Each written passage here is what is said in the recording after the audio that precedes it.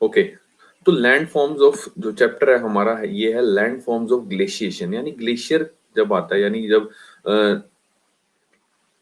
बर्फ की नदी जब बहती है तो किस तरह की लैंड फॉर्म्स बनती हैं, किस तरह के फीचर्स बनते हैं, किस तरह का आकार बनता है, ठीक है, धरती का, उसके बारे में पढ़ेंगे। ओके, तो सबसे पहले इंट्रोडक्शन, बेसिक इंट्रोडक्शन जो कि हम हर चैप्टर में पढ़ते हैं। जैसे कि आपको पता होगा कि लास्ट आइस एज, जिसको प्लिस्टोसीन एज बोलते हैं और प्लिस्टोसीन पीरियड कह सकते हैं, ठीक है, ये आइस एज थी जो कि 30,000 साल पहले थी, ठीक है। उस वक्त क्या होता था, जो टेम्परेट लैटिट्यूड है, कल आपको लैटिट्यूड बताए थे ना, वो ट्रॉपिकल एरिया, इक्वेटोरियल, ये ऊपर टेम्परेट एरिया है ना, उसमें 50% तो नॉर्थ अमेरिका कवर होता था उस टाइम, 30,000 साल पहले की बात हो रही है। यूरोप कवर होता था पूरा, ओके, ग्रीनलैंड कवर होता था, और हाई माउंटेन्स ऑफ यूरेशिया, यानी यूरोप और एशिया के माउंटेन्स, यूरेशिया बोले तो यूरोप और एशिया के माउंटेन्स, ओके। लेकिन आज सिर्फ 2 ही आइस कैप्स हैं प्रेजेंट, ठीक है, ड्यू टू ग्लोबल वार्मिंग। इस वजह से सिर्फ आज के टाइम में 2 आइस कैप ही प्रेजेंट है, जो कि है ग्रीनलैंड और अंटार्कटिका, ठीक है ना। तो आपको कल को इन्वायरमेंट के ऊपर ऐसे है, या पॉल्यूशन के ऊपर ऐसे है, या कोई भी ग्लोबल वार्मिंग के ऊपर ऐसे है, तो आप शुरुआत में इसके बारे में भी लिख सकते हैं कि प्लिस्टोसीन पीरियड में जो कि आइस एज थी, जो 30,000 ईयर्स पहले थी, उस वक्त टेम्परेट लैटिट्यूड जो कि कवर करता था 50% of North America, Europe, Greenland और हाई माउंटेन्स ऑफ यूरेशिया। लेकिन आज के टाइम में सिर्फ 2 ही आइस कैप प्रेजेंट है, ग्रीनलैंड और अंटार्कटिका, यानी कि यही 2 एक इकलौती ऐसी जगह है जहां पे परमानेंट बर्फ रहती है, ठीक है। बाकी कुछ और जगहें भी हैं, बट ये मेनली यही 2 हैं, ओके। उसके बाद वो कहता है आइसबर्ग क्या होते हैं। आइसबर्ग, आइसबर्ग क्या होता है सर, जब भी कोई आइस शेल्फ, ऐसे तुमने सोचा होगा कि सर ऐसे बोल रहे हैं जब भी कोई लड़की देखो मेरा दिल दीवाना। जब भी कोई आइस शेल्फ ब्रेक होती है 2 इंडिविजुअल ब्लॉक्स में, उसको या इंडिविजुअल ब्लॉक्स में ऐसे, उसको आइसबर्ग कहते हैं, ठीक है, बड़ी सी कोई शेल्फ, ओके। आपको दिखा देते हैं, आइसबर्ग दिखा देते हैं, आपने शायद नहीं देखा होगा, मूवीज में देखा होगा आपने, तो दिखाते हैं आपको। ये देखिए सर, ये बड़ी सी शेल्फ टूटी हुई है, ठीक है, ये कुछ 2 पीसेस, ये आइसबर्ग होते हैं, ठीक है। मूवीज में पक्का देखा होगा आपने, हॉलीवुड मूवीज में होता है, इंडियन मूवीज में नहीं होता, ठीक है। तो इसको क्या बोलते हैं सर, आइसबर्ग, ओके। हाँ, टाइटैनिक में देखा होगा, वाह जी वाह। हम्म,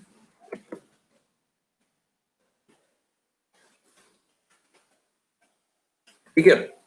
तो जब बड़ी सी आइस शेल्फ ब्रेकअप हो जाती है 2 इंडिविजुअल ब्लॉक्स में, उसको आइसबर्ग बोलते हैं, ओके।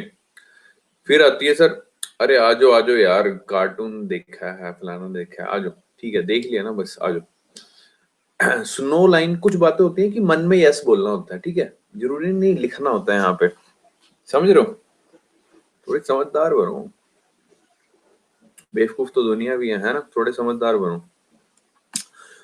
अच्छा, ठीक है, स्नो लाइन क्या होती है, just hold for a second. Snow line क्या होती है सर,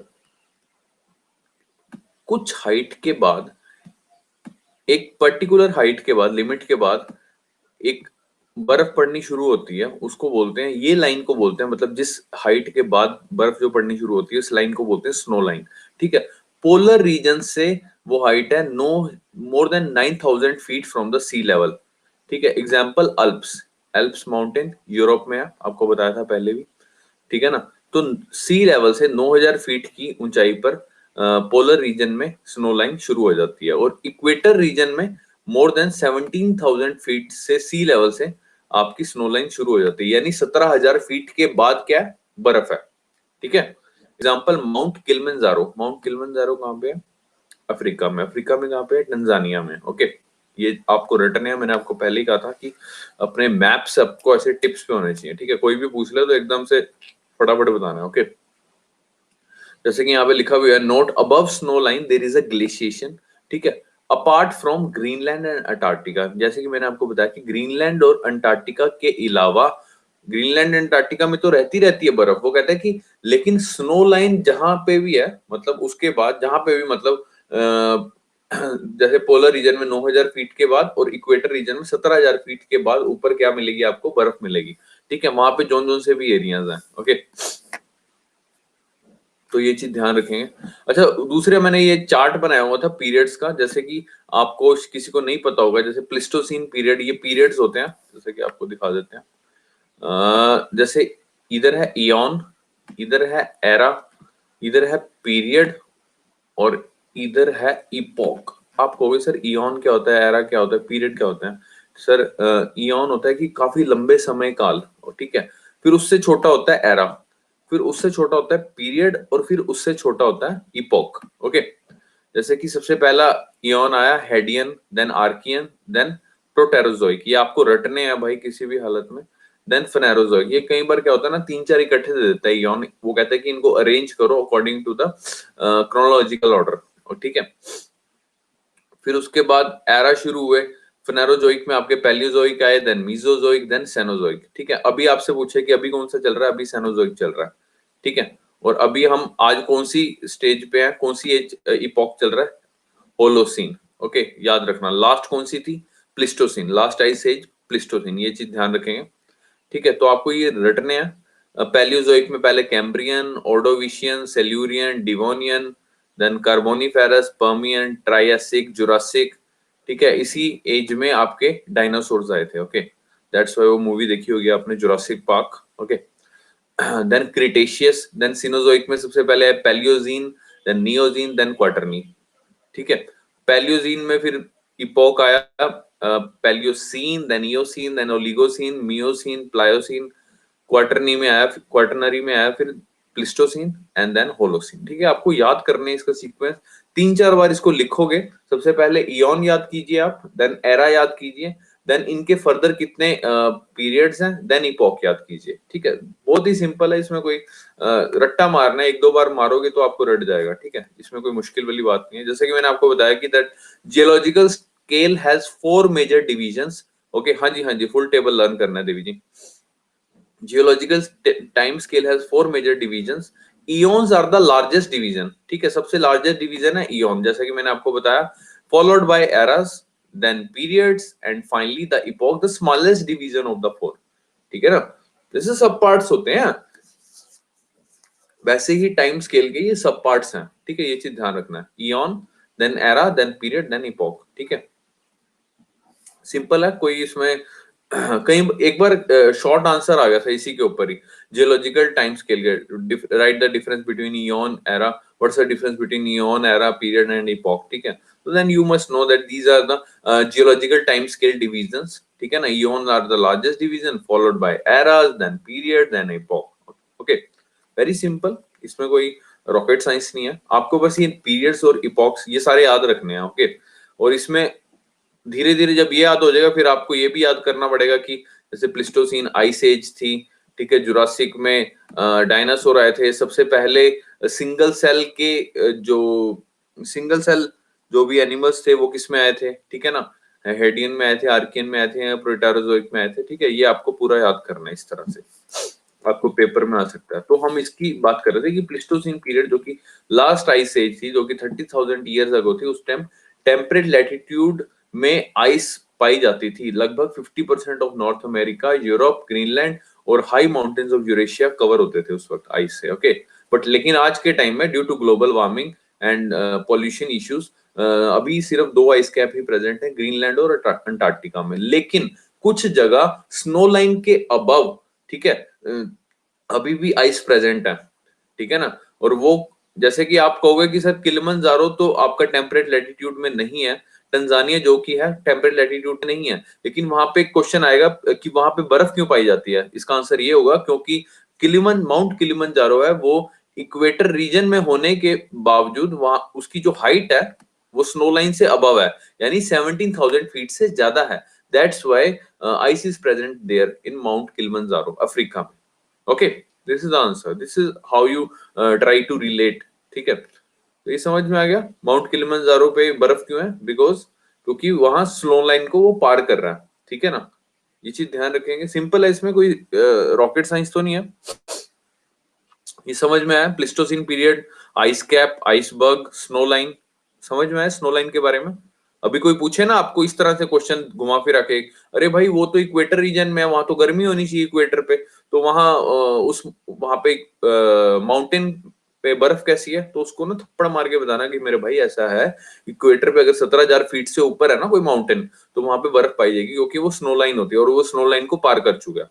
ठीक है ना? तो उसको इस तरह समझाना है आपने। आई होप ये भूलेगा नहीं कभी भी स्नो लाइन वाला कंसेप्ट। तो आगे चलते हैं।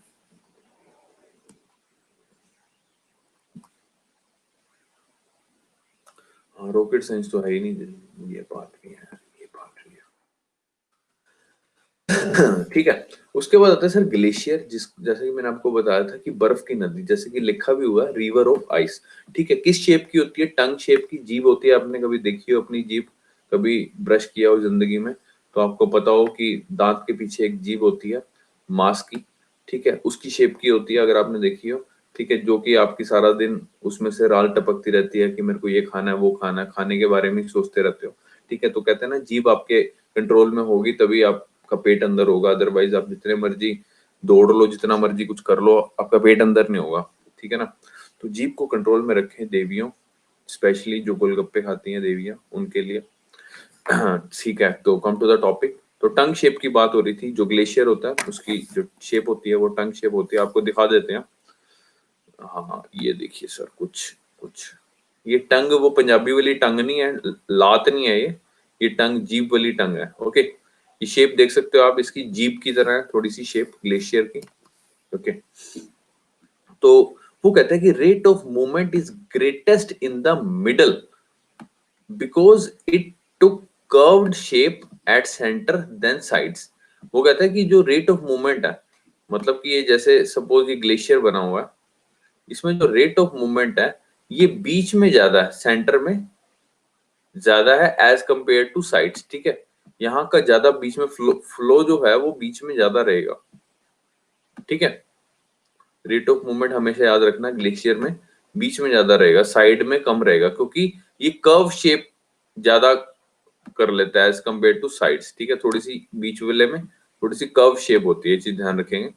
वो कहता है at foot of mountain ranges, जैसे सपोज ये माउंटेन है, यहाँ से ग्लेशियर निकल रहा है और आ रहा है पैर में। ठीक है, माउंटेन के, और यहाँ से निकल रहा है, थोड़ा सा यहाँ से निकल रहा है, तो यहाँ पे पैर में आ रहा है, तो ये क्या बन जाएगा? पीडमोंट ग्लेशियर बोलेंगे। ठीक है, पीड बोले तो foot. Okay, Piedmont glacier at foot of mountain ranges several glaciers, काफी सारे ग्लेशियर जब कन्वर्ज हो जाते हैं, may converge to form an extensive ice mass. ठीक है, it is known as Piedmont glacier. Example Malaspina glacier in Alaska. Alaska कहाँ पे? यूएस में। ठीक है, आपको दिखा देते हैं पीडमोंट ग्लेशियर भी, जैसा कि आप देख सकते हो। ये देखिए यहाँ से ग्लेशियर आ रहा है, इधर से आ रहा है माउंटेन से, फुट में गिर रहा है, इधर से आ रहा है। ठीक है, तो काफी सारे ग्लेशियर जब फ्लो करते हैं और एक्सटेंसिव शीट बना देते हैं, ये देख रहे हो एक्सटेंसिव शीट, काफी सारा वो बना दिया एक्सटेंसिव। ठीक है, यानी लार्ज स्केल पे। ओके, तो उसको क्या बोलेंगे सर? Piedmont glacier. दोबारा से इंग्लिश वर्जन दोबारा से देख लेते हैं। At foot of mountain ranges several glaciers may converge to form an extensive ice mass. Okay, extensive ice mass known as Piedmont Glacier. Example, Malaspina Glacier in Alaska. ठीक है, you can also give other examples अगर आपको पता हो। okay, उसके बाद चलते हैं land forms of highland glacier, जैसे ग्लेशिएशन, जैसा कि हमने रनिंग वाटर में भी पढ़ा था कि कुछ हाईलैंड पे यानी ऊपर की तरफ बनती हैं कुछ लैंड फॉर्म्स और कुछ नीचे की तरफ की बनती हैं। तो हम लोगों ने डिवाइड कर दिया कि हाईलैंड की ये है, लोलैंड की है। तो हाईलैंड में जनरली क्या होती है? इरोजन होती है, जैसे अपर कोर्स में भी रिवर के हमने पढ़ा था, याद हो, इरोजन होती है। ठीक है ना? और लो लैंड में, लोअर प्लेन में क्या होता था? डिपोजिशन होती थी। याद होगा आपको, भूल तो नहीं गए? अमावस की रात को बताया था, अबे कल ही बताया था, अमावस की रात को नहीं बताया था, याद है ना? भूल भूल तो नहीं गए? हाँ, कहीं भांग भांग खा के बैठे हो। ठीक है, तो हाईलैंड पे हमेशा इरोजन होती है और लोलैंड पे हमेशा डिपोजिशन होती है, ये चीज ध्यान रखेंगे। वो कहता है glaciation give rise to erosional features in highland and depositional feature in lowland. जैसे कि आप ये डायग्राम भी बना सकते हो, ये इस तरह से माउंटेन बना दिया आपने, अपर रीजन में तो आपने लिख देना इरोजन और लो लैंड में लिखना है आपने deposition. Okay, just remember this thing.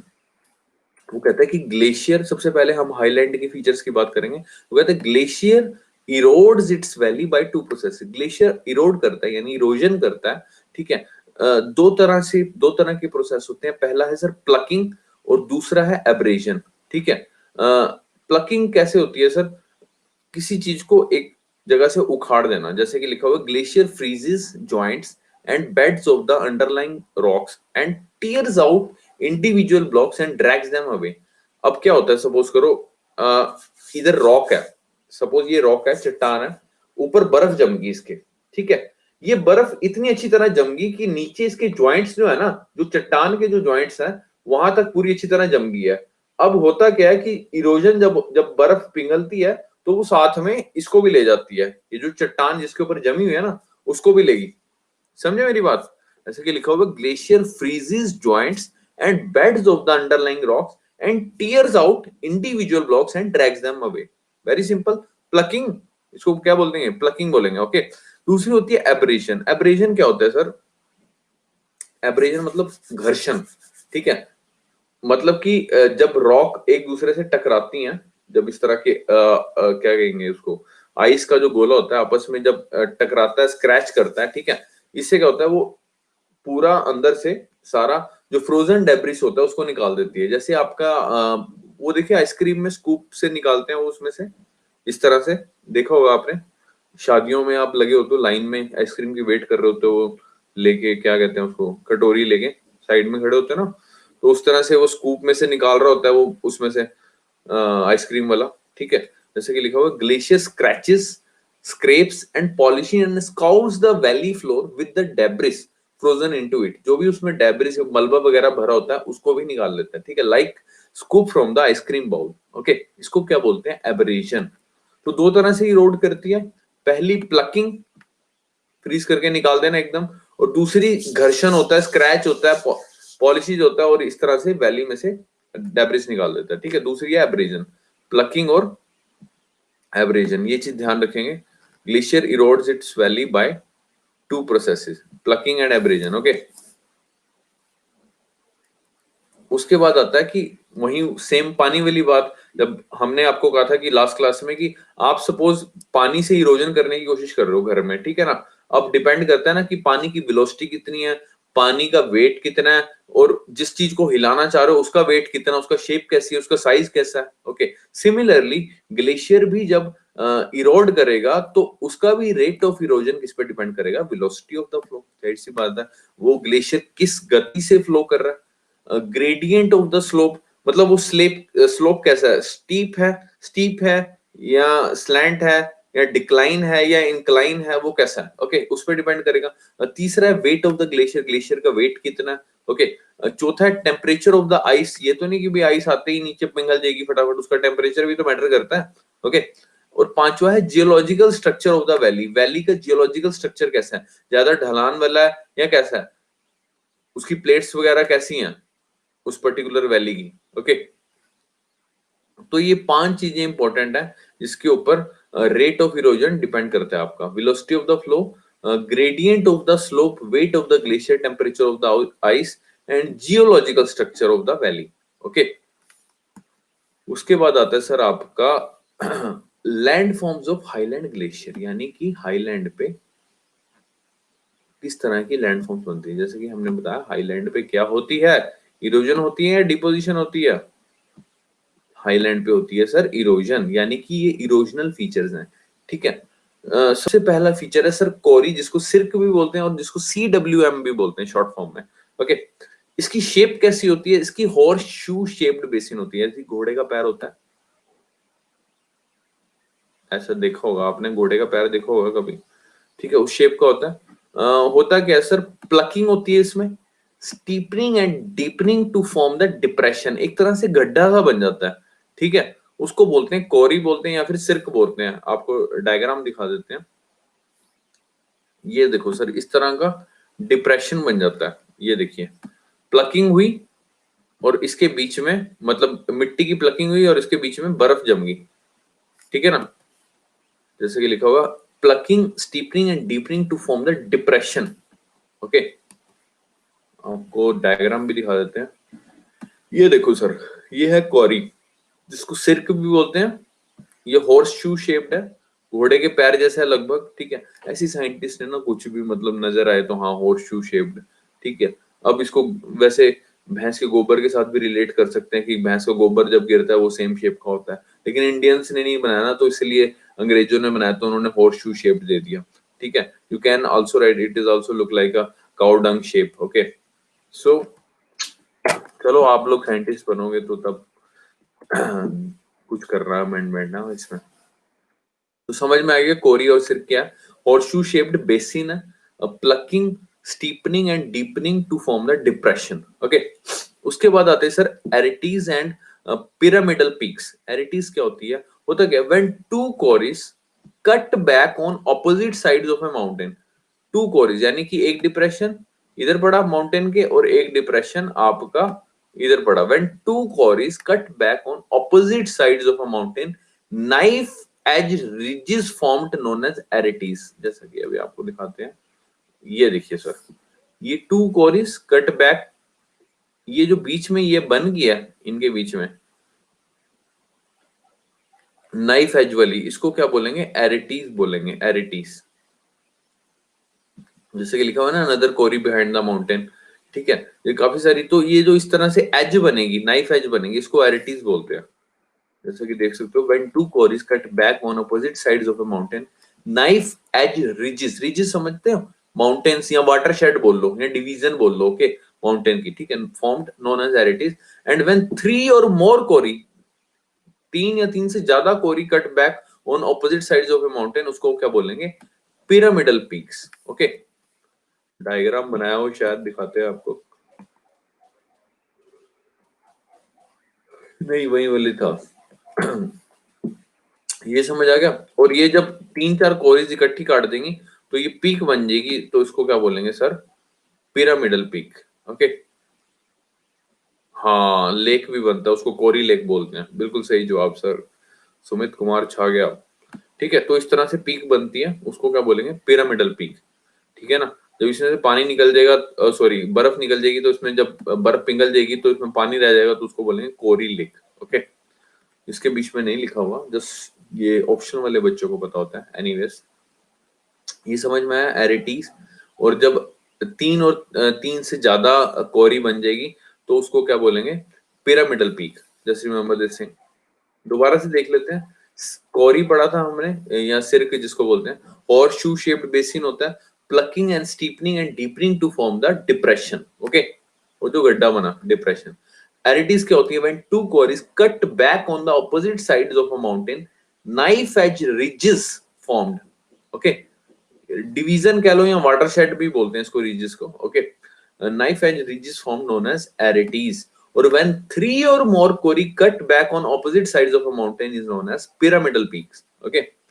Just remember this thing, this is the pyramidal peak, this is the arete, this is the corrie. या आप डायग्राम आपके सामने होगा ना पाजी, आपको डेफिनेशन रटने की जरूरत ही नहीं है, मैं गारंटी देता हूँ। बट डायग्राम एक बार दिमाग में बिठा दो, कोरी, कोरी कटोरी, कोरी कटोरी गड्ढा, एरिटी नाइफ, नाइफ एज रिज, ठीक है। पिरामिडल पीक तो याद ही रहेगी आपको, ठीक है, उसमें तो रटने की जरूरत ही नहीं है। तो बहुत सिंपल है, इस तरह से डायग्राम। बस हम लोग ना बचपन में भी ना, इवन की आप बिलीव नहीं करोगे, मैं एट्थ नाइन्थ में भी, टेंथ में, सॉरी एट्थ नाइन्थ तो ज्यादा हो गया, टेंथ में, प्लस वन प्लस टू में, इवन की क्लासेस में भी, कॉलेज में भी इनफैक्ट, हम लोग क्या करते थे कि गूगल से ना पिक्चर्स ले लेते थे। तो पिक्चर देख के ज्यादा समझ आता है। कई बार ये होता है कि आपको डेफिनेशन नहीं समझ आती, लेकिन द मोमेंट यू सा the picture of that particular thing ना, आपको रियलाइज होता है, अच्छा यार ये चीज है, ये चीज कहना चाह रहा है। तो डायग्राम देख के थोड़ा कहानी सी समझ आ जाती है, ठीक है। उसके बाद डेफिनेशन पढ़ोगे तो जल्दी। कई बार ऐसा होता है कि जीसी लॉन्ग में भी कुछ डायग्राम्स बहुत घटिया दिए हुए नहीं समझ में आते, तो आप गूगल सर्च कर लो, कुछ और आसान सा डायग्राम समझ में आ जाएगा, या कुछ रियलिस्टिक सा डायग्राम दिख जाएगा, उससे क्या होता है, समझ आ जाता है, ठीक है ना। इवन जैसे आपकी क्या कहते हैं, आपको सपोज करो कि कोई पॉलिटी का कुछ नहीं समझ आ रहा, जैसे कुछ स्पीकर की पावर नहीं समझ आ रही, स्पीकर कैसे क्या कहेंगे उसको, अरे यार माइंड से स्किप हो रहा, जैसे स्पीकर यार वो सदन बंद कर देता है, क्या बोलते हैं उसको, क्या बोलते हैं उसको एकदम से, अरे यार मेरे माइंड में नहीं आ रहा। अरे नहीं, डिसॉल्व नहीं करता। डिसॉल्व तो करता है मतलब, अरे स्थगित करता है यार कुछ समय के लिए। एडजर्न, एडजर्न करता है, हाँ एडजर्न करता है। तो वो आप लोग क्या करा करो कि इसके लोकसभा वगैरह के सेशन देख लिया करो, ठीक है ना। एडजर्नमेंट मोशन पास करता है, ठीक है ना। इस तरह से जब इनका सेशन देखोगे ना तो ज्यादा क्लियर हो जाएगा उससे, मतलब फिर भूलेगा नहीं आपको। सब मेन चीज ये है, क्योंकि एक चीज सामने देखी होगी ना वो कभी नहीं भूलेगी, एज कम्पेयर टू सिंपल आप रटी जा रहे हो। रटने से क्या होता है ना कि ठीक है आपको समझ तो आती है, आप अपने आप को कन्विंस भी करते हो, अच्छा यार ये ऐसा होगा। अब आपने सपोज करो कोरी नहीं देखा, ठीक है, तो आपके मन में होगा पता नहीं यार डिप्रेशन सा होगा, पता नहीं क्या होता है उसमें। लेकिन अभी आपने देख लिया कि इस तरह से डिप्रेशन सा बना हुआ, एक तरह से गड्ढा सा बना हुआ, इसके बीच में बर्फ जमी है, उसको कोरी बोलते हैं, ठीक है ना। तो याद रहेगा। लेकिन अगर आपने नहीं देखा तो अपने मन से अंदाजा लगाते रहोगे। तो प्लीज मेक श्योर कि डायग्राम जरूर देखो, स्पेशली आपका ज्योग्राफी में और पॉलिटी में वीडियो से देख सकते हो आप, ठीक है ना। चलो ठीक है, अच्छी बात है, गोबर से याद रहेगा। याद रहना चाहिए, द पॉइंट इज याद रहना चाहिए। शुक्र है किसी और चीज से रिलेट नहीं किया तुमने। Anyways come to the topic. तो हाईलैंड लैंडफॉर्म्स के बारे में पढ़ रहे थे हम लोग। हाँ साई, मतलब मैं कह रहा हूँ जिसका भी तुम्हें लगे कि हाँ यार इसका हमें देखना बनता है एक बार डायग्राम, ये चीज हमने असली में नहीं देखी, एक बार इसका डायग्राम देख लें तो दिमाग में बैठ जाएगी, ठीक है ना। तो उस तरह से। अच्छा नेक्स्ट आती है बर्चश्रुंड। बर्चश्रुंड क्या होता है? बर्चश्रुंड क्या होता है? At head of a glacier where it begins to leave the snow field of a corrie. Corrie बनी हुई है, कोरी। तो जहां से वो क्या कहते हैं स्नो फील्ड छोड़ रही है, ठीक है, वहां पे क्रैक्स बन जाते हैं इस तरह से, लंबे लंबे क्रैक्स, डीप वर्टिकल क्रैक्स, इस तरह से ओपन अप, उसको बर्चश्रुंड कहते हैं। बहुत ही सिंपल सा, कोरी बनी हुई है, कोरी के बीच में जब क्रैक्स पैदा होते हैं इस तरह से लंबे लंबे, उसको बोलते हैं बर्चश्रुंड। जैसा कि अभी आपको डायग्राम में दिखाते हैं, आपको क्लियर हो जाएगा। ये देखो सर, ये कोरी बनी हुई है, ये बीच में लंबा सा क्रैक, डीप वर्टिकल क्रैक बन गया, ठीक है, इसको बोलेंगे बर्चश्रुंड। इधर भी देख सकते हो आप डायग्राम में, flow in a Kori glacier, ये कोरी ग्लेशियर है, ये डिप्रेशन बना हुआ, ओके।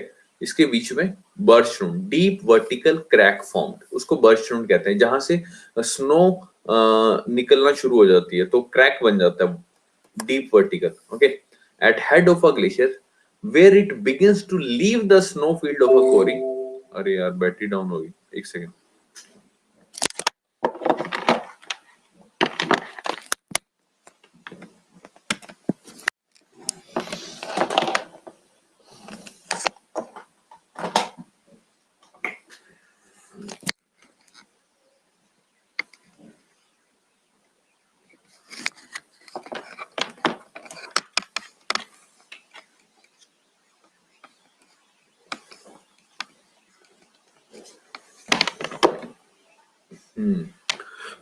सॉरी।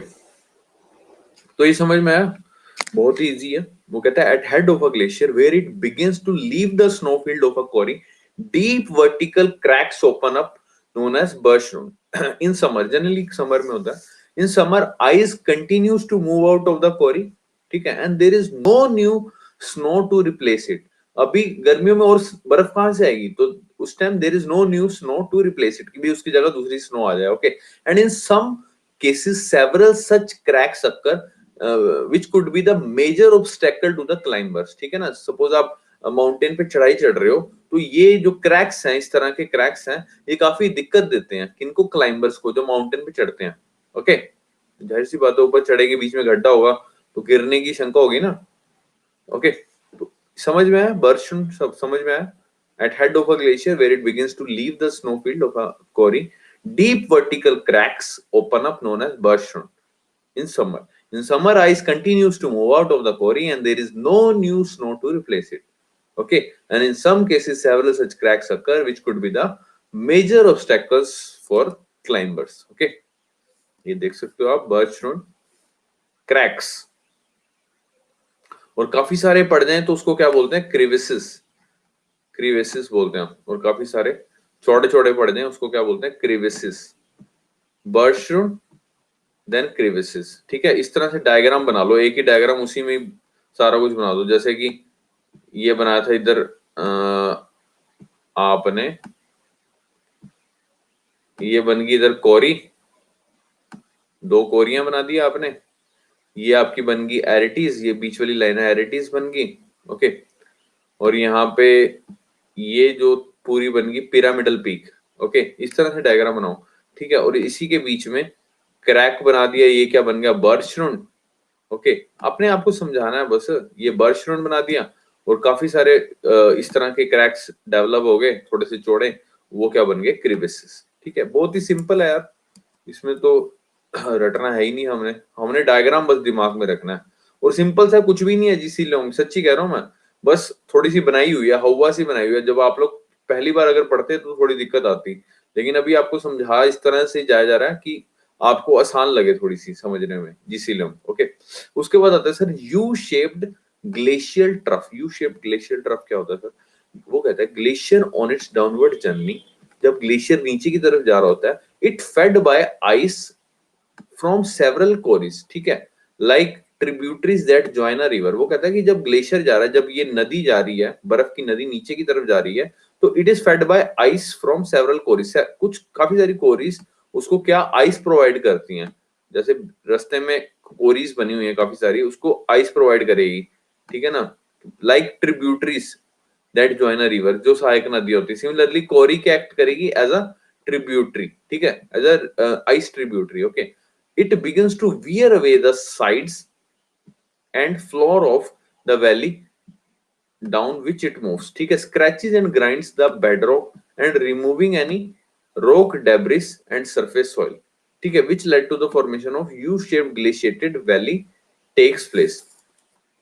आपको डायग्राम दिखा देते हैं, फिर आपको ज्यादा समझ आएगा।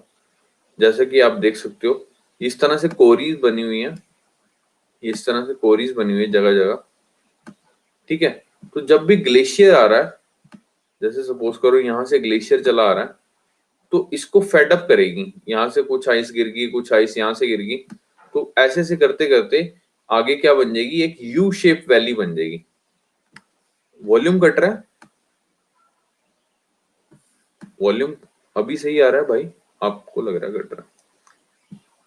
वॉल्यूम में दिक्कत आ रही है कोई? All okay, okay. तो इस तरह से कोई नहीं, आप एक बार दोबारा रिफ्रेश कर लो, ओके, रिफ्रेश कर लो एक बार, हो जाएगा बेटा, ठीक हो जाएगा। तो इस तरह से क्या बनेगी सर आपकी यू शेप वैली।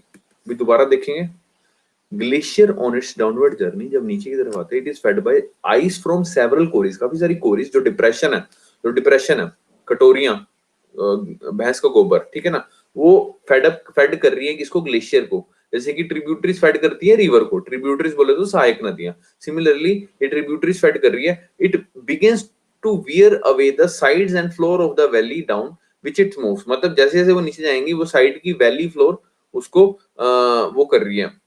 हाँ, ट्रफ लाइक रिबन लेग्स, बिल्कुल बिल्कुल बिल्कुल, जैसे कि आपको दिखा हुआ है इस तरह से, जैसे रिबन होता है आपका, बिल्कुल सही बोला करण ने, जैसे रिबन होता है ना, रिबन, जैसे रिबन देखा होगा आपने, अरे वो दूल्हा आता है वो कटवाते हैं, रिबन कटवाते हैं, ठीक है ना, तो वो ऐसे ऐसे फैलता है, तो इस तरह से यू शेप वैली बना देगी, जैसे कि लिखा हुआ है यहाँ पे, it scratches and grinds the bed rock and removing any rock debris and surface soil, ठीक है, which led to the formation of U shaped glaciated valley takes place.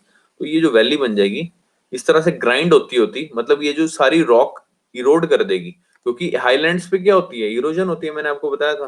तो इस तरह से इरोड करती करती ये इस तरह से यू शेप वैली बना देगी, ये चीज ध्यान रखेंगे।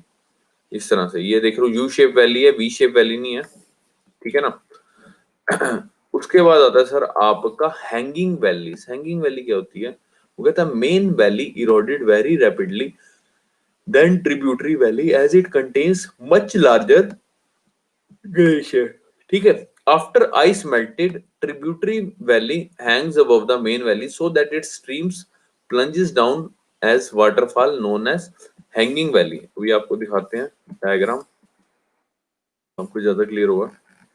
ये देखिए सर हैंगिंग वैली, इस तरह से ये हैंग हो जाएगी, ठीक है।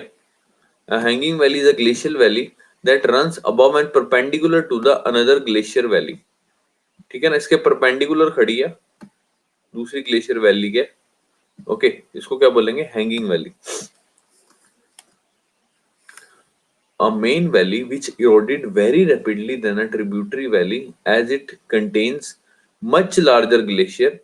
After ice melted, tributary valley hangs above the main valley. जैसे कि आपको दिखाया हुआ, tributary valley hangs above the main valley, okay, so that its streams plunge down as waterfall known as hanging valley, and it may form natural head of water for generating hydroelectric power. जैसे कि आपको पता होगा कि hanging valley या waterfalls होते हैं वो किस लिए यूज होते हैं, हाइड्रोइलेक्ट्रिक पावर फॉर्मेशन करने के लिए, ओके, तो ये चीज ध्यान रखेंगे।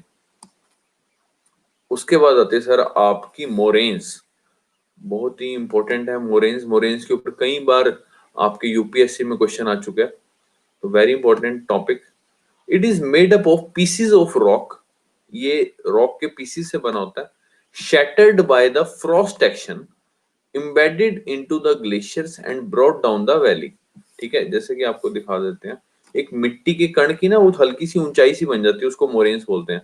जैसा कि ये ग्लेशियर चल रहे हैं और ये है सर मोरेन्स, ये साइड में बने हुए हैं, ये है गए लेटरल मोरेन, ओके। ये देखो सर, ये जो मिट्टी की रॉक के कुछ पीसीज हैं, इन्होंने एक तरह से एक कह लो आप बैंक सा बना दिया एक तरह से, इसको मोरेन्स बोलते हैं, ठीक है। जो साइड में होंगे उसको लिटिल मोरेन बोलेंगे, जैसे कि हम डायग्राम में डेफिनेशन में पढ़ते हैं। Moraines are accumulation of dirts and rock that have fallen onto the glacier surface or have been pushed along by the glacier as it moves, ठीक है। And those fall on the side of the glacier, जो glacier के side में होते हैं उसको क्या बोलते हैं, लेटरल मोरेन।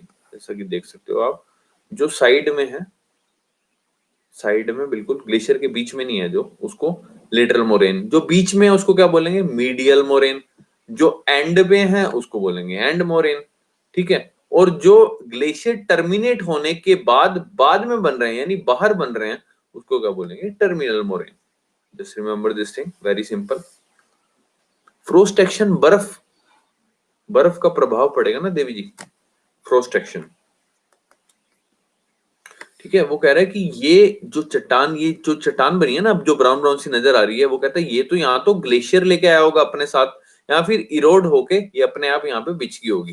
जैसे कि लिखा हुआ, moraines are accumulation of dirt and rocks that have fallen onto the glacier surface, और यहाँ तो अपने आप गिर गई होगी, या फिर और have been pushed along by the glacier, यहाँ तो ग्लेशियर के साथ अपने आप आ गई होगी as it moves, जैसे वो मूव किया होगा, okay. And those fallen on the side of the glacier is to form lateral moraine, जो साइड में उसको lateral moraine, and when two glacier converge their inside lateral moraine unite to form a medial moraine। वो कहता है कि जब दो glacier converge होंगे,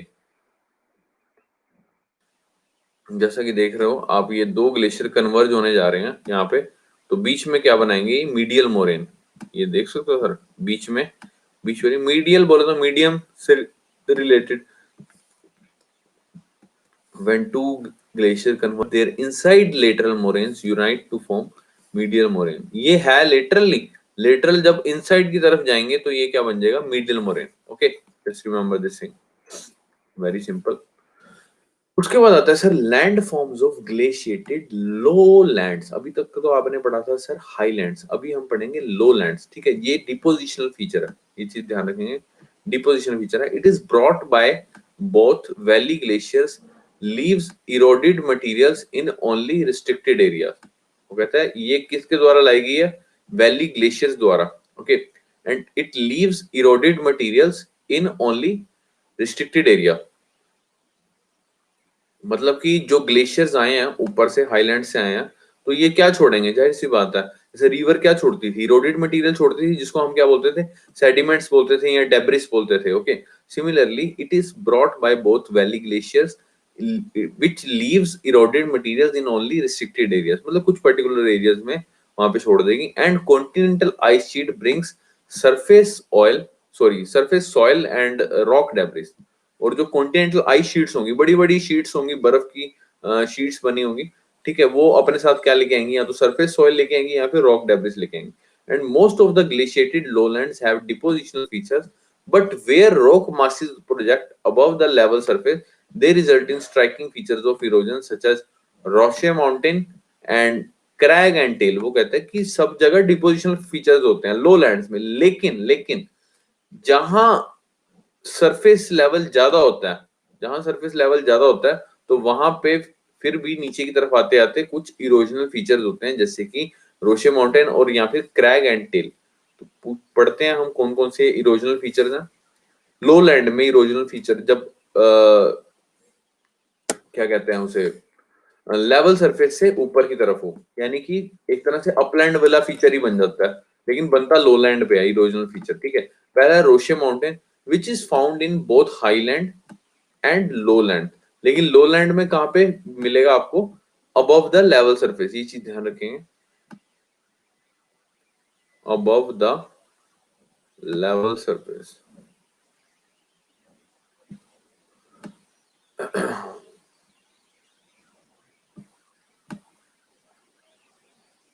above the level surface, okay. अब इसमें होगा क्या, अब इसमें होगा है क्या, रोशे माउंटेन है क्या। पहली बात तो ये हाईलैंड और लोलैंड दोनों जगह पाया जाता है। दूसरा फीचर क्या है इसमें, अपस्ट्रीम अब्रेजन, यानी ऊपर की तरफ घर्षण होगा और नीचे की तरफ से प्लकिंग होगी। अभी आपको डायग्राम दिखाते हैं, आपको ज्यादा क्लियर हो जाएगा। ये देखो सर, ये माउंटेन सा बना हुआ, ठीक है, ऊपर तो एब्रेजन हो रहा है, यानी इस तरह से आइस जा रही है, ठीक है, इस तरह से ग्लेशियर जा रहा है, इस तरह से एब्रेजन हो रही है, घर्षण हो रही है, और नीचे की तरफ से प्लकिंग हो रही है। तो इस तरह से आप देख सकते हो, इस तरह से ये कर्व से बन रहे हैं ना, यानी रॉक की वो हो रही है, क्या कहेंगे उसको, प्लकिंग हो रही है। ठीक है, तो ये क्या बन गया, रोशे माउंटेन।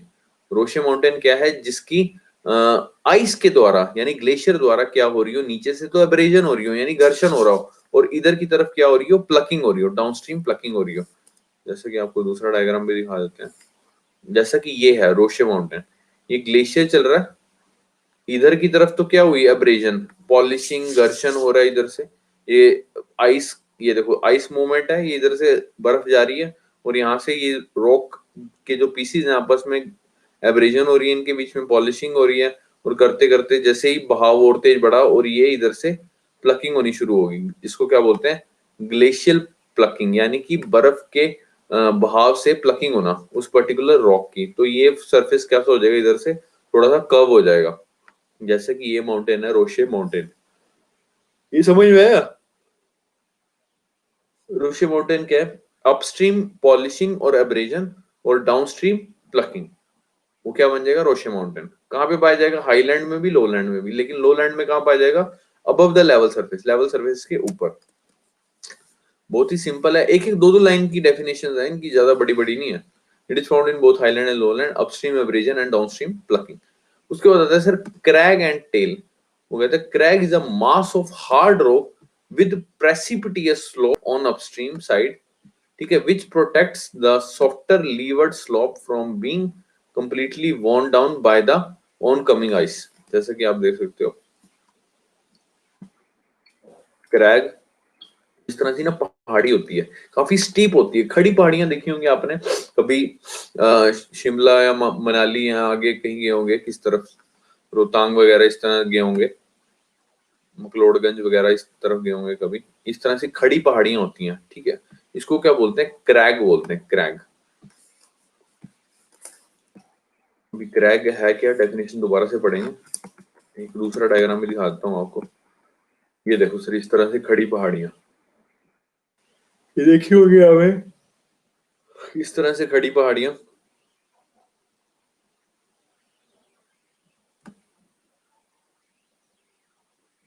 इस तरह से पहाड़ियां देखी होंगी आपने,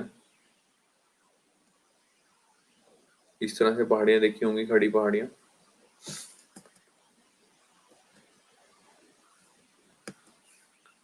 ये देखो डेफिनेशन पढ़ते हैं, crag is a mass of hard rock with precipitous slope on upstream side which protects the softer leeward slope from being completely worn down by the oncoming ice। ठीक है ना, एक पीस ऑफ रॉक है, hard rock का, ठीक है, जिसका प्रेसिपिटियस slope है, मतलब यहाँ से इजिली क्या कहेंगे उसको, बारिश इजिली पानी फ्लो करेगा on the upstream side which protects the softer levered side, क्योंकि नीचे की तरफ पानी मतलब नीचे के स्लोप को बचा के रखेगा, ऊपर से स्लोप क्योंकि प्रेसिपिटियस है, ठीक है, ऊपर की तरफ ही रहेगा पानी, नीचे की तरफ नहीं आएगा, ठीक है, which protects the softer leeward slope from being completely worn down by the oncoming ice, ठीक है ना। ऊपर जो कुछ सपोज बर्फ गिरेगी तो फटाफट नीचे की तरफ आ जाएगी, यानी नीचे जो सा सॉफ्टवेयर लीवर्ड स्लोप है उसके ऊपर नई उसकी इरोजन होगी, ठीक है ना। It is a mass of hard rock with precipitous slope on upstream side which protects the softer leeward slope from being completely worn down by the oncoming ice. It has a gentle tail with eroded rock debris. इसकी एक पूंछ भी होती है with eroded rock debris, जैसा कि दिखाते हैं आपको डायग्राम में। ये देखो सर, ये जब हाँ इस तरह से बहाव बहेगा ग्लेशियर का, ये देखो लिखी हुई है ना डायरेक्शन ऑफ आइस मूवमेंट, तो यहाँ से कुछ जैसे घर्षण होगी, इरोजन होगी, तो यहाँ से कुछ कुछ पार्टिकल्स यहाँ से गिरेंगे, तो इसकी एक टेल बन जाएगी, ठीक है, और ये आपका बन गया क्रैग। तो देख सकते हो आप ये जो नीचे का लीवर्ड स्लोप है इसकी इरोजन नहीं हो पाएगी, ठीक है ना। The reason is it is very steep, चीज ध्यान रखेंगे। उसके बाद नेक्स्ट है सर आपका डिपोजिशनल फीचर। अभी हमने इरोजनल फीचर किए जो कि लो लैंड में होते हैं, एक तो रोशे माउंटेन, दूसरा क्रैगोटेल। अब आते हैं सर आपके डिपोजिशनल फीचर जो कि आपके कहां पे होते हैं, लो लैंड में। ओके, पहला सर बाउल्डर क्ले और ग्लेशियल टिल। ये क्या sir, unsorted glacial deposit including eroded material. Boulder clay उसको बोलते हैं सर, बड़े बड़े पत्थर होते हैं बाउल्डर्स, ठीक है ना, उसको बोलते हैं। और ग्लेशियर टिल मतलब ग्लेशियर वाले, मतलब जो ग्लेशियर के साथ ही आए होते हैं, रॉक्स के कुछ पत्थर टूट के, ठीक है, उसको बोलते हैं glacier till. Unsorted glacier deposit including eroded material. Okay, उसके बाद आते हैं सर इरेटिक्स। इरेटिक्स क्या होते हैं, बाउल्डर्स ऑफ वेरिंग साइजेस, मतलब अलग अलग साइज के बड़े बड़े पत्थर, ठीक है, जो कि किस के द्वारा आए, ट्रांसपोर्टेड बाय आइस। ये तो हो गए, इसमें कुछ क्ले हो गए, ठीक है, कुछ ग्लेशियर वाले हो गए, unsorted glacier deposit included eroded material. और इरेटिक्स क्या हो गए, बाउल्डर्स, बाउल्डर मतलब बड़े बड़े, ठीक है ना, boulders of varying sizes transported by ice. उसके बाद आता है सर ड्रमलिन्स। ड्रमलिन्स क्या होता है sir, drumlins are elongated teardrop shaped hills of rock, sand and gravel that formed under moving glacier ice। आप डायग्राम देखो आपको ज्यादा क्लियर होगा। सपोज करो ये रॉक थी जिसके ऊपर क्या जमी हुई थी, जिसके ऊपर बर्फ जमी हुई थी, जैसे कि आप देख सकते हो ये रॉक थी, इसके ऊपर बर्फ जमी हुई थी, तो इस रॉक को वो क्या बोल रहा है, ड्रमलिन बोल रहा है। इस रॉक को क्या बोल रहा है वो, ड्रमलिन, ठीक है ना। आप दूसरा डायग्राम भी दिखाते हैं। ये देखो सर, जब इसके ऊपर से बर्फ उतर जाएगी ना तो ये नीचे से चट्टान ये निकलेगी, जिसको क्या बोला हमने, ड्रमलिन्स। अब डेफिनेशन पढ़ेंगे। Drumlins are elongated, teardrop-shaped hills of rock, sand and gravel that form under moving glacier ice। जो कि moving glacier ice है, उसके नीचे जो बना हुआ है उसको क्या बोलेंगे, ड्रमलिन बोलेंगे। That can be up to 2 kilometre और 1.25 माइल्स लॉन्ग, ठीक है ना सर। बहुत ही सिंपल है, दोबारा से देखेंगे। ये मूविंग आइस है सर, जैसे कि आपको डायरेक्शन ऑफ ग्लेशियल फ्लो, इस तरह से ऊपर आइस है।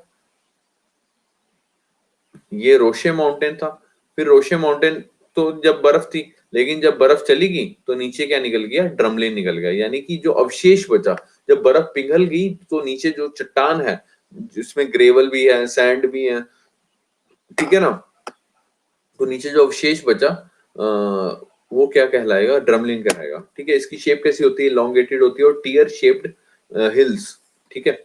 और ये कितना फैला होता है, लगभग 2 किलोमीटर। ओके, बहुत ही सिंपल है ये, इसमें कोई रॉकेट साइंस नहीं है। उसके बाद आता है सर एस्कर्स। एस्कर क्या होते हैं, एस्कर का डायग्राम देख लेते हैं हम। ये देखो सर, ये नीचे चट्टान है, ये इधर पानी है, ठीक है। अब पानी के साथ कुछ रॉक्स वगैरह भी हैं साथ में। जब ये बर्फ ऊपर से पिघलेगी तो यहाँ पे एक तरह से वो कहेंगे उसको एक्यूमुलेशन ऑफ सैंड हो जाएगा, यानी कि मिट्टी का एक तरह से नकली का बैंक बन जाएगा, ठीक है, नकली का नहीं, नेचुरल बैंक बन जाएगा, जिसको क्या बोलेंगे, एस्कर। अभी डेफिनेशन पढ़ लेते हैं। Eskers are ridges made of sands and gravels deposited by glacial meltwater flowing through tunnels within or underneath glacier or through meltwater channels on the top of glacier. Over time, यानी कुछ समय बाद, the channel or tunnel gets filled up with sediments. ठीक है, as the ice retreats, यानी कि जब बर्फ खत्म हो जाएगी, the sediments are left behind as a ridge in the landscape.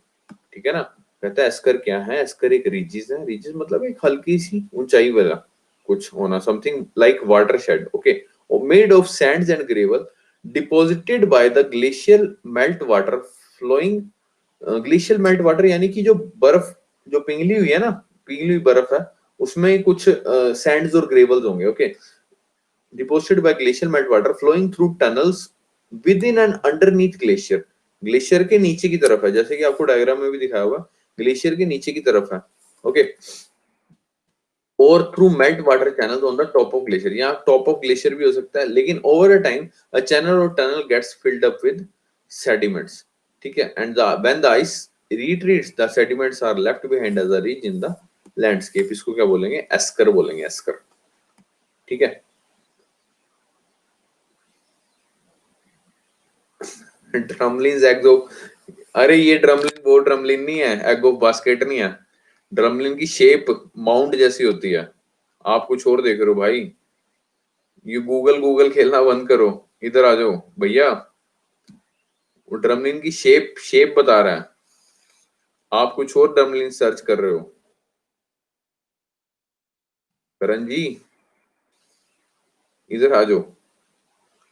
जो उसकी शेप है बेटा, इसकी शेप माउंट जैसी है, माउंट जैसी, ओके। गूगल कर तो रहे हो, लेकिन आप कुछ और देख रहे हो। इधर ध्यान लगाओ थोड़ा सा, ये कुछ और चीज है। ये ग्लेशियर की लैंडफॉर्म्स के बारे में बात कर रहे हैं हम लोग, ओके। इधर देखो बेटा, इधर देखो, इधर ध्यान दो। Eskers are ridges made of sands and gravel deposited by the glacial meltwater flowing through tunnels within or underneath glacier.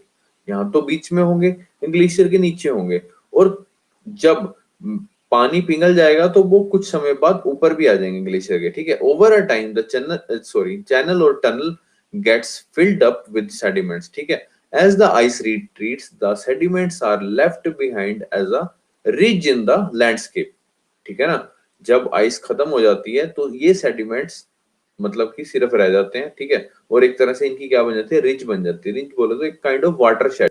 जैसे हम आपने कई बार देखा होगा यार, आप लोग कभी बीच पे जाते हो तो वो छोटी सी वो मिट्टी की इस तरह से बनाते नहीं है, इस तरह हल्की सी चोटी सी बनाते हैं, इस तरह से आपने देखा होगा यार कि इधर पानी ना आए, इस तरह से देखा होगा कभी, इस तरह से हल्का सा मिट्टी से लोग बनाते हैं यार कि इस तरफ पानी ना आए, ठीक है, उसको रिज बोलते हैं, ओके। तो इस तरह से जब पानी ऊपर का पिघल जाएगा ना, तो नीचे जो सेडिमेंट्स बचे हुए हैं, ओके, नीचे जो सेडिमेंट्स बचे हुए हैं उसकी एक तरह से रिज बन जाएगी, उसको एस्कर्स बोल रहे हैं, ओके। दो चार बार पढ़ोगे तो और क्लियर हो जाएगा। तो जैसे कि ये देख सकते हो आप, इस तरह से ये देखो, ये देखो, इस तरह की छोटी सी बन गई ना, रिज बन गई, ये क्या है सर, एस्कर्स। ये देखो, ये ऐसे लग रहा है किसी ने रेत से कुछ छोटी सी वो बनाई हुई है, हाइट सी बनाई हुई है, okay. This is called ridge, okay. उसके बाद आते हैं sir terminal moraines. Terminal moraines मैंने आपको बताया था कि जब ग्लेशियर यहाँ पे खत्म हो गया, हाँ काइंड ऑफ बाउंड्रीज कह सकते हो आप, लेकिन ये बाउंड्रीज की तरह होते हैं बट बाउंड्रीज नहीं होती हैं, ओके। जब ग्लेशियर यहाँ पे खत्म हो गया, जब टर्मिनेट हो गया ग्लेशियर, तो यहाँ पे कुछ रिजेस बनेगी इसी की रॉक्स की, तो जिसको क्या बोलेंगे, terminal moraines. Terminal moraines is made up of coarse debris deposited at the edge of the ice sheet to form hummocky. Hummocky मतलब rounded shape, okay, and hilly country such as Baltic Heights of the North European Plain. मतलब कि ये कहां पे होगी, edge of the ice sheet. ये ice sheet है sir, ये आइस शीट है, और यहाँ पे क्या बनी हुई है, मोरेन्स बनी हुई है, टर्मिनल मोरेन। मतलब कि जब ग्लेशियर आपका टर्मिनेट हो गया यानी खत्म हो गया, आइस शीट जब आपकी खत्म हो गई है, उसके बाद जो हल्की फुल्की जो धारियां निकल रही हैं, उसके एंड पे जो रिजिस बन रही हैं, उसको क्या बोलेंगे हम, टर्मिनल मोरेन्स। ठीक है ना, made up of coarse debris deposited at the edge of the ice sheet to form hummocky and hilly country such as Baltic Heights of the North European Plain. Okay, आपको diagram भी याद रखना है। Diagram याद रखोगे ना, definition रटने की जरूरत है ही नहीं, कभी पड़ेगी नहीं। ये आपको डायग्राम दूसरा दिखाते हैं। ये ऐसा टर्मिनल मोरेन, ये ग्लेशियर खत्म हुआ और इसके बाद यहाँ पे ये रॉक की एक तरह से वो लेयर सी जम गई, इसको क्या बोलेंगे, टर्मिनल मोरेन। यानी यहाँ आपका ग्लेशियर टर्मिनेट हो गया, खत्म हो गया, और उसके बाद ये जो बना एरिया, इसको क्या बोलेंगे, टर्मिनल मोरेन, जो कि किसका बना हुआ है, कोर्स डेब्रिस का बना हुआ है। यानी डेब्रिस में आपके रॉक्स आ जाते हैं, सैंड आ जाती है, ग्रेवल आ जाते हैं, ठीक है ना। इनका एक तरह से जमीन सी कह लो, एक तरह से फर्श सा पड़ गया एक तरह से, जिसको क्या बोलेंगे, टर्मिनल मोरेन। यानी सारी मोरेन्स यहाँ पे टर्मिनेट हो जाएगी। ओके, उसके बाद आता है sir outwash plain. It is made up of fluvio related to water and glacier deposit. कुछ पानी के, कुछ बर्फ के deposit washed out from the terminal moraine by the streams and channels of the stagnant ice mass। यहाँ पे ये terminal moraine हुआ, खत्म हो गया, और यहाँ से कुछ हल्की फुल्की पानी जो थोड़ा बहुत निकला, थोड़े बहुत ग्लेशियर डिपॉजिट, उससे ये जो प्लेन बन जाएगा एक तरह से, इसको क्या बोलेंगे, आउटवाश प्लेन। अभी तक तो ये प्लेन टर्मिनल मोरेन था, यहाँ पे कोई मतलब कि ग्लेशियर डिपॉजिट नहीं आया, कोई भी पानी की लेयर नहीं आई। और जब द मोमेंट जब इस पे रिवर की लेयर आ जाएगी, या फिर आप कह सकते हो ग्लेशियर डिपॉजिट आ जाएगी, ग्लेशियर डिपॉजिट की लेयर आ जाएगी, ठीक है ना, फ्लूवियल ग्लेशियर डिपॉजिट आ जाएंगे, तो ये क्या बन जाएगा सर, आपका आउटवाश प्लेन। ठीक है ना, it is made up of fluvio glacier deposit washed out from the terminal moraines by the streams and channels of the stagnant ice mass is known as outwash plain। तो lowland features हमने क्या क्या पढ़ा है, एक तो आउटवाश plane. आउटवाश plane कब बनेगा, टर्मिनल मोरेन के ऊपर ही जब ग्लेशियर और फ्लूवियो ग्लेशियर डिपॉजिट जब जमा हो जाएंगे, इस तरह की धाराएं जो दिख रही है ना आपको, ये बही हुई, इसको क्या बोलेंगे, आउटवाश प्लेन। और जब ग्लेशियर टर्मिनेट हो जाएगा तो उसके बाद जो एक तरह से फर्श सा पड़ेगा कोर्स डेब्रिस का, उसको बोलेंगे टर्मिनल मोरेन। जैसे कि आपको देखा पहले मैंने आपको लेटरल मोरेन भी बताया था, मीडियल मोरेन भी बताया था, ठीक है ना, ये है टर्मिनल मोरेन। उसके बाद बताया आपको एस्कर्स, बताया एक तरह से रीचेस बन जाएगी, जब बर्फ पिघल जाएगी तो नीचे जो चट्टान रह जाएगी उसको क्या बोलेंगे, एस्कर।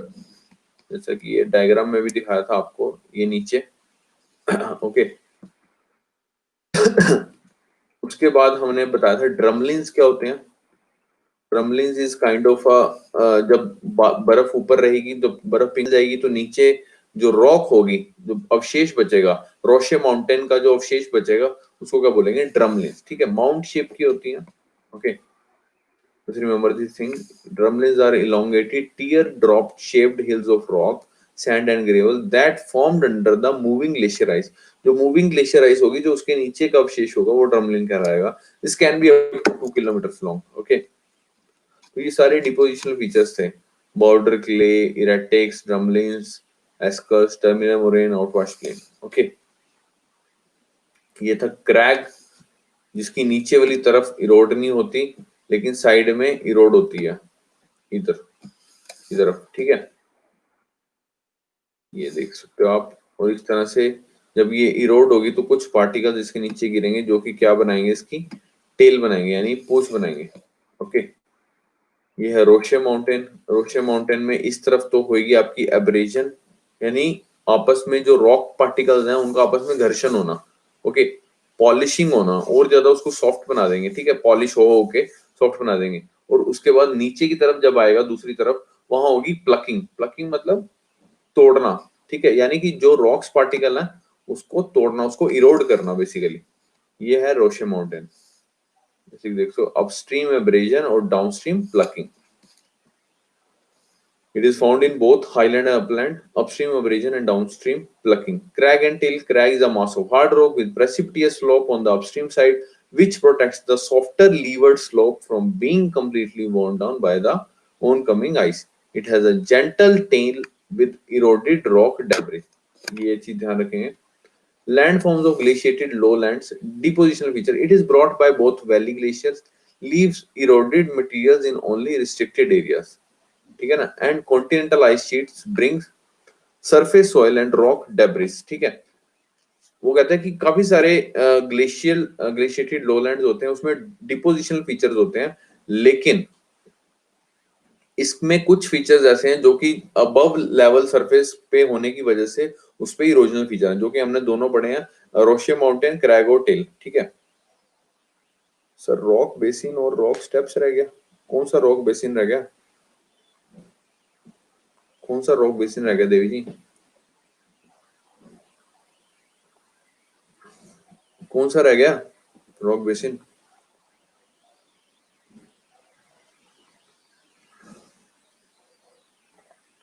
कहाँ पे देख रहे हो आप? मतलब बुक में कह रहे हो, कहाँ पे कह रहे हो?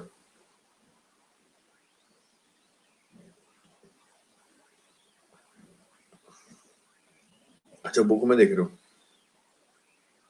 कौन सी वाली बुक है? मैंने तो यार बुक में देखा था. बुक में तो नहीं है. कोई नए एडिशन वाली बुक है क्या आपके पास?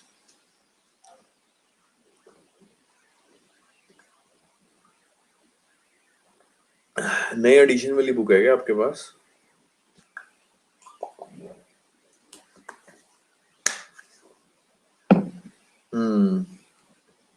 ठीक है ठीक है, कोई नहीं. एक दो रह गया, एक दो आप अपने आप पढ़ लेना. इन केस नहीं समझ आता तो मुझसे पूछ लेना. मेरे पास पुराने एडिशन की बुक है, मैंने उसके हिसाब से कराया. ओके, तो कोई नहीं, कोई इसमें वो नहीं है. सिंपल सा ही होगा. रॉक बेसिन नाम से क्लियर है. चट्टान का जो अवशेष बच जाएगा उसको रॉक बेसिन बोलेंगे. ओके, ये आप एक बार अपने से पढ़ लेना. नहीं समझ आए तो मुझसे पूछ लेना. ओके. अच्छा, लेटल मोरेन, मीडियल मोरेन, ये तो है आपके. लेटल मोरेन, मिडिल मोरेन है, ये आपके हैं अपलैंड फीचर्स, हाईलैंड फीचर. ठीक है, ये चीज ध्यान रखेंगे. और टर्मिनल मोरेन आपका है लोलैंड फीचर. ये चीज ध्यान रखेंगे. Okay.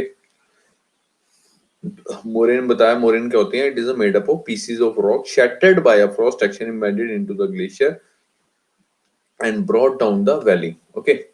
And moraines are accumulation of dirt and rocks that have fallen onto the glacier surface or have pushed along by the glacier as it moves. And those fall on the side of the glacier, they are known as lateral moraine. And when two glaciers converge their inside lateral moraine, they unite to form the medial moraine. जैसा कि आपको picture में दिख रहा है, साइडों में है लेटरल मोरेन, और जो यही लेटरल मोरेन बीच में आके क्या बनाएंगे? Medial moraine. Very simple. ये आ गई हैंगिंग वैली. हैंगिंग वैली, उसके बाद ये आ गया आपकी यू शेप ग्लेशियल ट्रफ. ठीक है ना? Glacier on it's downward journey fed by the ice from several Cori's like tributaries that join a river begins to wear away the sides and floor of the valley down which it moves and scratches and grinds the bedrock and removing any rock debris and surface. Okay, which led to the formation of U-shaped valley. ये है बर्चस्टोन deep valley बन रही है. बर्चस्टोन deep vertical crack, sorry valley कह रहा हूँ, डीप वर्टिकल क्रैक बर्चस्टोन. ठीक है, और काफी सारे हो जाएं तो उसको क्या बोलेंगे? क्रीवेसेस, जैसे कि डायग्राम में भी देख सकते हो आप. ठीक है, ये बर्चस्टोन बनेगा कैसे? ये कोरी में सी बनेगा. कोरी में सी बताया था ना वो डायग्राम. ये पीक बना दी, ये पिरामिडल पीक होगी, ये बीच वाली आयरिटीज होगी, नाइफ एज, ये बीच में दो कोरीज होगी, डिप्रेशन, और कोरीज के बीच में बर्चस्टोन आ गया, डीप वर्टिकल क्रैक, और काफी सारे डीप वर्टिकल क्रैक हो जाए तो क्या बन जाता है? क्रीविसेस. ओके, अभी अभी करते हैं बेटे, 1 मिनट. वो तो कुछ नहीं है ह्यूमन एस्पेक्ट, वो तो इंसान का लिखा हुआ है. इंसान के लिए क्या यूज है वो तो वैसे ही है.